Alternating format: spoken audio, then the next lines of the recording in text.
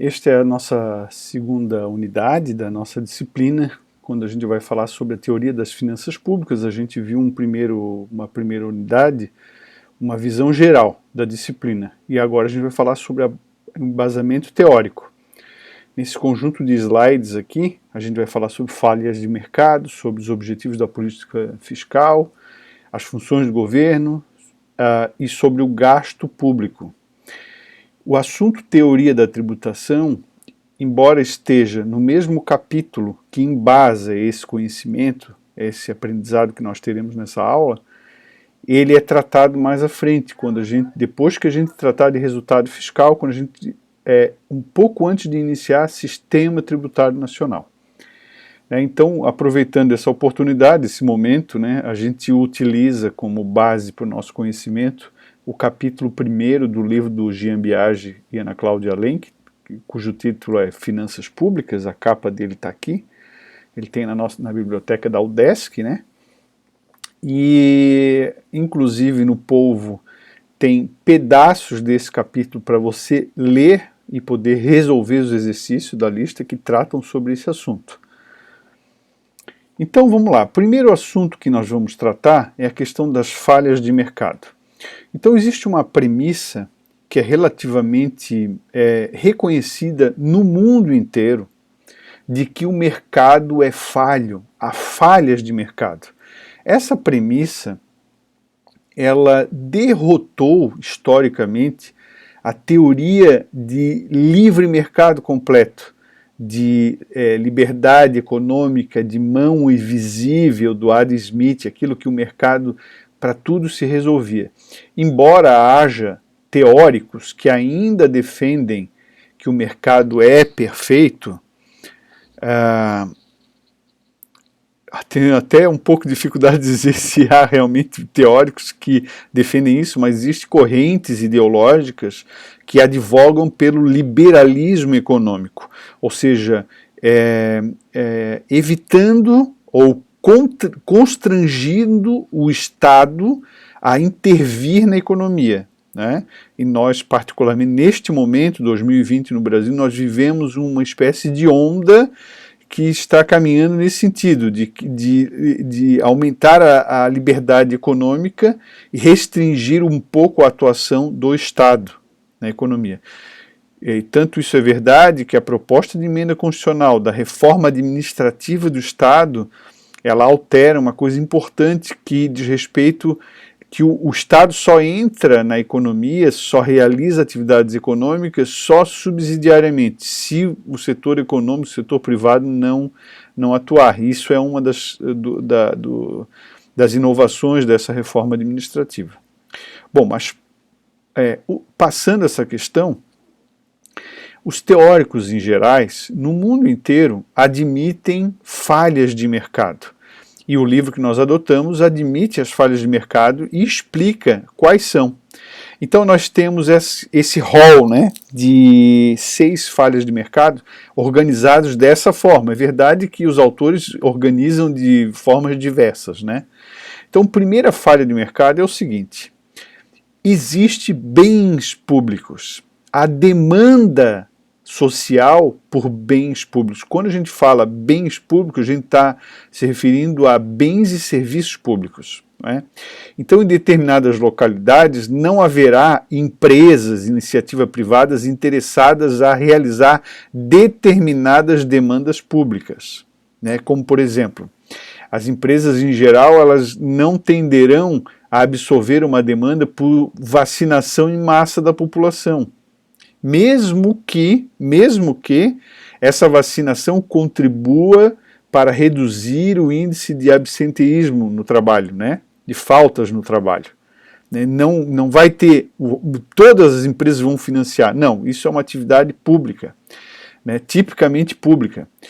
As empresas em geral, elas não vão financiar uma forças armadas, nem um corpo de bombeiros, Normalmente a empresa ela atua para atender uma determinada demanda pública quando está próximo, por exemplo, a localidade em que ela está instalada Para a empresa é interessante que tenha uma via asfaltada. E aquela via asfaltada acaba beneficiando a comunidade. Então aquela comunidade específica acaba sendo beneficiada com investimento público, com investimento privado. O setor privado acaba tendo interesse em fazer aquele financiamento. Mas, no geral, essa demanda por bens públicos é muito maior do que o interesse privado em prover essa demanda do bem público, porque a maioria dessas demandas elas não oferecem retorno, tá? Ou o retorno que oferece é muito pequeno, então as empresas privadas não provêm. Então, qual a característica desses bens públicos? Eles são bens que a gente diz que o consumo é indivisível ou não rival, ou seja, as pessoas não rivalizam pelo serviço, pelo bem público ofertado. Segurança nacional é um bem público puro. Todas as pessoas que moram no Brasil, todas as pessoas, cidadãos, crianças, idosos, todo mundo que mora no Brasil está acobertado, protegido pela segurança nacional, pelo Corpo de Bombeiros. Então não importa, não existe aquela questão da rivalidade pelo consumo, como se eu for numa loja comprar algum produto e tem 10 itens e se for 10 pessoas na minha frente eu fico sem o produto. Nesse caso, há rivalidade. Vejam um exemplo real atualmente. As empresas que fabricam motocicleta, elas diminuíram a produção na pandemia, sobretudo no início do ano. Agora, no final do ano, não tem moto para entregar. Por exemplo, CB500X não tem para entregar. Então, quem chegar na loja e oferecer um valor maior, um leilão, se dispor a pagar à vista a moto, capaz de conseguir a moto. Quem não tiver essa condição vai ter que esperar 2, 3 meses, ou seja, há rivalidade. No caso do bem público, essa característica não existe, porque todos devem ter acesso. É óbvio que isso não é tão perfeito. Por exemplo, uma escola pública tem um limite de vagas e às vezes há um grau de rivalidade. Mas se o setor público não oferece a quantidade de vagas suficiente, ele pode vir a ser demandado judicialmente, politicamente, para que ofereça, porque educação é um direito das pessoas, educação básica. Bom, e outra característica do bem público é que não se aplica o princípio da exclusão, ou seja, ninguém é excluído do consumo daquele bem público, bem ou serviço, porque não tem dinheiro, porque não tem uma determinada condição social ou colocação ou alguma coisa para ofertar em troca. Então, o princípio da exclusão diz assim, quem não tem dinheiro não leva o bem. Então, o bem público ele é ofertado a todos, O bem público puro, ele deve ser ofertado a todos. E o que estamos dizendo aqui? Estamos dizendo que as empresas, o mercado, ele não atende, ele não consegue atender, não tem interesse em atender a demanda de bens públicos. Segunda falha de mercado importante é que no mercado existe naturalmente falhas de competição. Um exemplo clássico são os monopólios e oligopólios, monopólios naturais, por exemplo, petróleo. O petróleo é um tipo de produto de amplo consumo que, para ser extraído, precisa de um investimento muito alto. Então, se tiver isso, assim, atualmente já mudou um pouco, mas historicamente o petróleo, se tiver muitas empresas concorrendo, tirando petróleo, não há retorno suficiente. Em tese.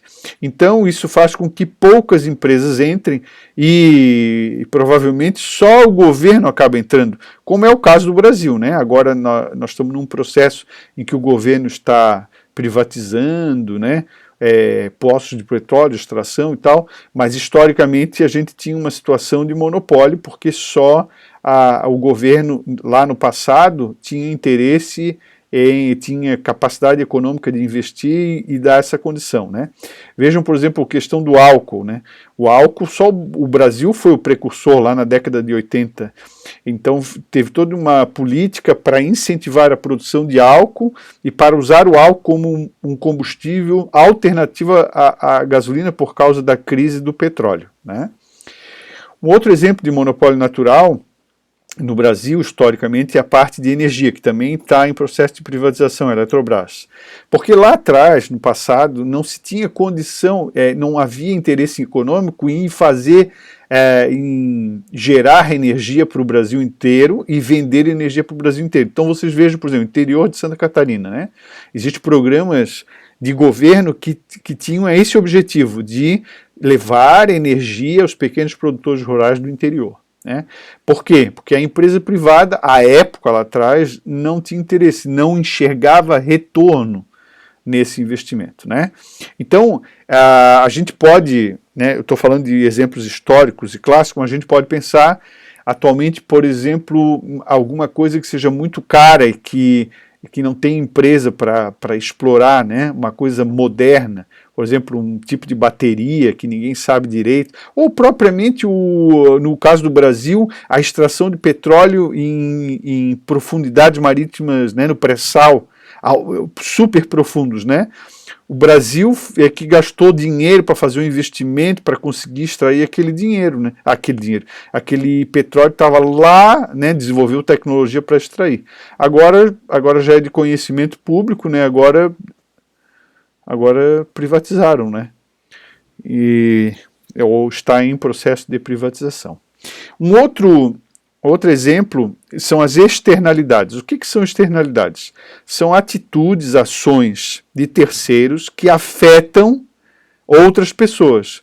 Atitude de agentes econômicos que acabam afetando outras pessoas. Por exemplo, uma empresa se instala numa localidade, uma ilha de Santa Catarina e Florianópolis, e começa a produzir algum produto lá, algum bem, e com isso gera emprego, coisas boas, mas também polui o meio ambiente. Opa, ninguém esperava, mas aquela poluição acaba sendo uma externalidade negativa, né? Porque acaba gerando problemas para outros.